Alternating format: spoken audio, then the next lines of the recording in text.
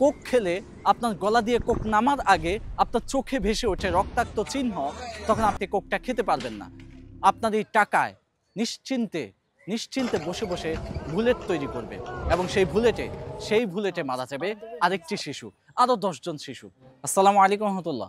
ঠিক যেই মুহূর্তে আমি আপনাদের সামনে দাঁড়িয়ে এই ভিডিওটি করছি, তখন কিন্তু আমি নিরাপদে দাঁড়িয়ে আছি। আমার আশেপাশে পরিবেশে আসলে কোনো ঝুঁকি নেই, অন্তত আমার মৃত্যু ঝুঁকি নেই। আর একই সময়ে আপনি যদি চোখ বন্ধ করেন তাহলে দেখবেন যে ফিলিস্তিনে অসংখ্য বোম্বিং হচ্ছে। আমি যখন এখানে নিরাপদে দাঁড়িয়ে আপনার সাথে কথা বলছি, তখনও ফিলিস্তিনে প্রতি মিনিটে একটা শিশু মারা যাচ্ছে। অসংখ্য শিশু বোম্বিংয়ের আঘাতে তার মাথা হারিয়ে ফেলেছে, কেউ তার হাত হারিয়ে ফেলেছে। শিশুদের এই মৃত্যু দৃশ্য আমরা সামাজিক যোগাযোগ মাধ্যমে দেখতে পাচ্ছি। আমরা যখন ঈদের ছুটিতে ব্যস্ত, আমরা শপিং করছি, আমরা আনন্দ করছি, আমরা ইফতারিতে অসংখ্য ফলের ঝুড়ি নিয়ে বসি, আমাদের খাবারের কোনো অভাব নেই, আমরা ঘুমাতে যাই, ভালো একটা বিছানা পাই, ছাদ পাই, কিন্তু আমাদের ভাইয়েরা কোথায় আছে? বিধ্বস্ত নগরী গাজার বুকে একটুখানি ভালো থাকার চেষ্টাও তারা করতে পারছে না। বেঁচে থাকার চেষ্টাটাই সেখানে ঝুঁকিপূর্ণ। তারা বাঁচার জন্য কত রকম চেষ্টাই না করছে।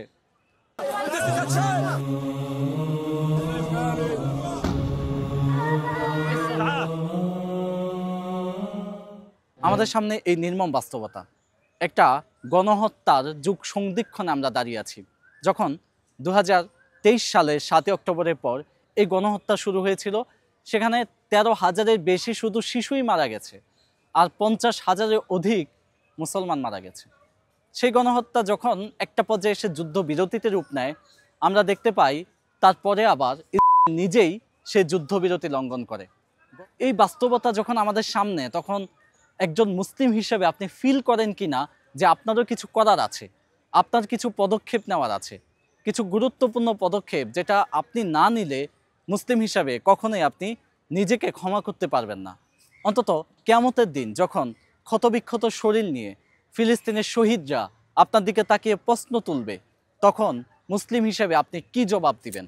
এই জায়গাগুলোতে এসে আমরা কিছু করণীয় ঠিক করতে পারি, আমাদের কিছু করণীয় জায়গা চিহ্নিত করতে পারি, এবং সেই করণীয়গুলি খুব দ্রুত করে ফেলা দরকার। এর প্রথমেই হচ্ছে সামনে ঈদের বাজার, আমাদের উদযাপনের মুহূর্ত, কেনাকাটার ধুম।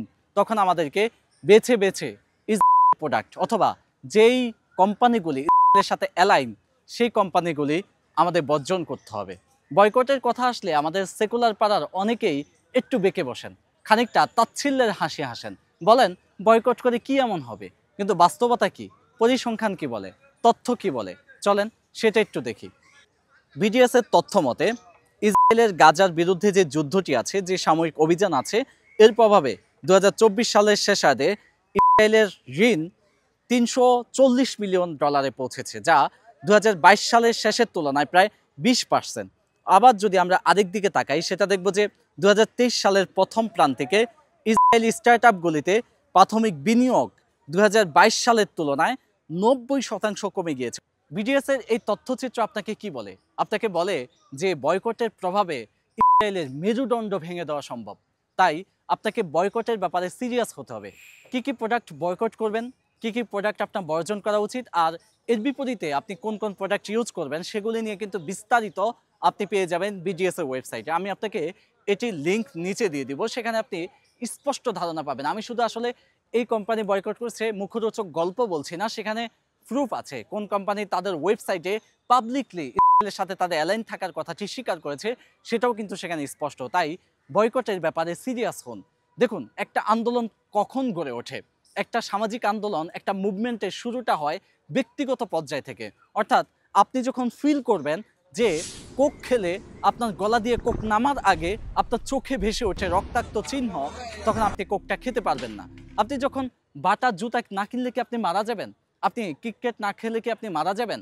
কিন্তু আপনি যদি কিটক্যাট খান, আপনি যদি বাটার জুতা পরেন, তাহলে কিন্তু আপনার এই টাকায় নিশ্চিন্তে নিশ্চিন্তে বসে বসে বুলেট তৈরি করবে এবং সেই বুলেটে মারা যাবে আরেকটি শিশু, আরও 10 জন শিশু।